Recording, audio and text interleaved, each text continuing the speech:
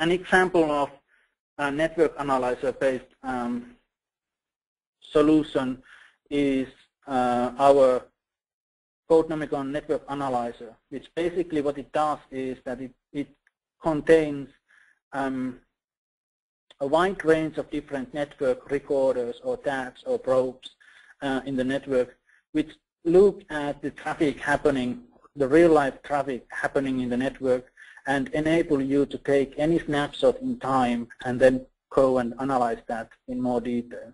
So for example, here we have 3 different recording locations, and using these 3 locations we can map all the communications happening internationally or inside the communication network itself.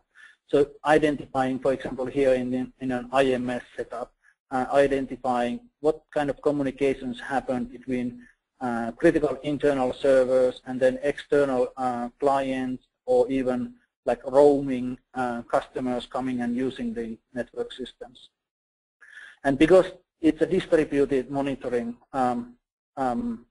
capability, you can also detect communications in anywhere inside the network. So whereas if you would have a recording point only in 1 or 2 of the hosts, you would only see traffic that is happening in those specific hosts. But if you can install those recorders in critical places distributed inside your network, you can easily then map the entire network and every event in the network itself. Also, similar capability will then enable you to actually visualize every single communication entity in the network. So for example, here we have all the layer 2 computers in the network, and this shows all the layer 3, basically all IP addresses in the network, and it visualizes that which computers are actually communicating to each other and which are completely separated from the rest of the IT infrastructure.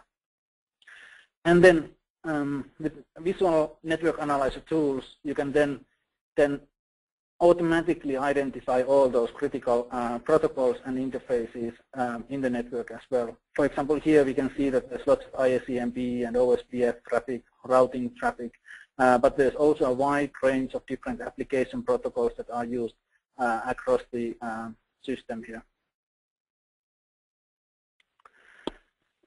So after you have identified all the critical interfaces, then the next step is looking at how to actually generate test cases and verify the reliability of each one of those interfaces.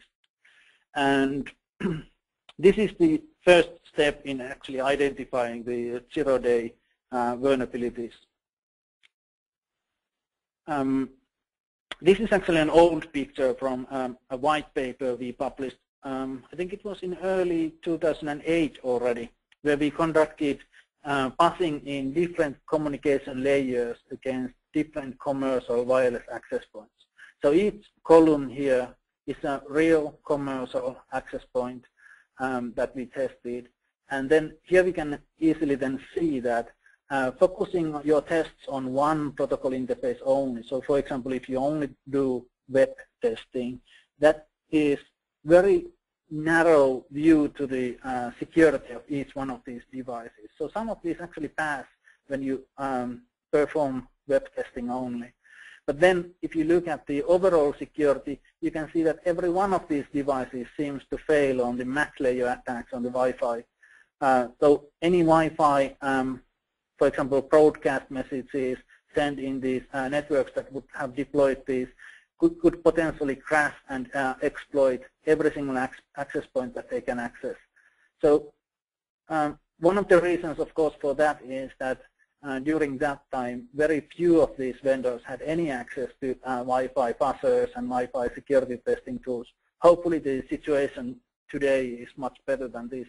But at least back then, it seemed like every single Wi-Fi product had very bad luck when looking at abnormal or unexpected wireless frames in the air. And then when you look at different protocol layers, even simple protocols like ARP, which is extremely simple protocol, you can still find some devices failing with packets like that. And even though most probably many of these platforms actually, many of these access points are actually using the same platforms, commercial real-time operating systems or Linux or whatever, it seems like all of them fail in different protocols, and that's one aspect of the branched codes and modified codes, and also different compile options that you need to do on different embedded hardware. So even if some components have been tested in one setup, it doesn't guarantee that they don't fail in another setup. So it's very important to always verify the critical products in all aspects, all interfaces and all protocol layers as well. So what fuzzing really is, it means basically software crash testing. It means crash testing any types of communication devices in order to find reliability problems.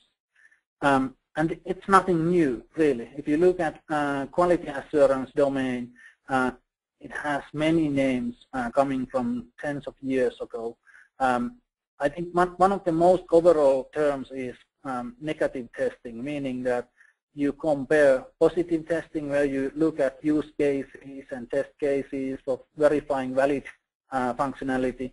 Negative testing is verifying for negative requirements, so it's misuse cases, and it's trying to prove that something can't go wrong. And that's why it's been traditionally quite challenging area. Robustness testing, on the other hand, indicates the main purpose of fuzzing, so it's verifying not only from security aspect, but also the reliability and robustness of the devices against random changes in the communication traffic. So it doesn't always have to involve hackers, but it's looking at the general quality of the software in general.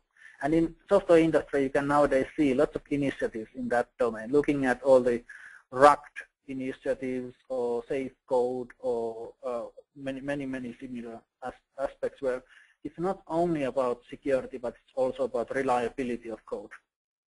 And then looking at the actual technical aspects, quality assurance engineers, testers look at grammar testing or syntax testing, which is actually then referring to the actual techniques that are used to do negative testing or robustness testing. But basically, any at least commercial fuzzer nowadays, when you look at it, there's almost never any randomness involved at all anymore. But they are extremely systematic, extremely optimized in discovering those weaknesses with carefully optimized test cases, so that maximum amount of the weaknesses can be found in as short time frame as possible. But otherwise, it's very similar to any fuzzing technique out there as well. So the purpose is still to crash software. In our presentation here, we are completely ignoring all the random mutator fuzzing for now, because the problems with mutator fuzzers is that they often cannot document everything that they do, and it's often very hard to even fix the problems that you find with those fuzzers. So we'll focus only on model-based fuzzers for now. And there's two different ways of doing model-based fuzzers. The other one is template-based, and the other one is specification-based. And let's look at these in a little bit more detail.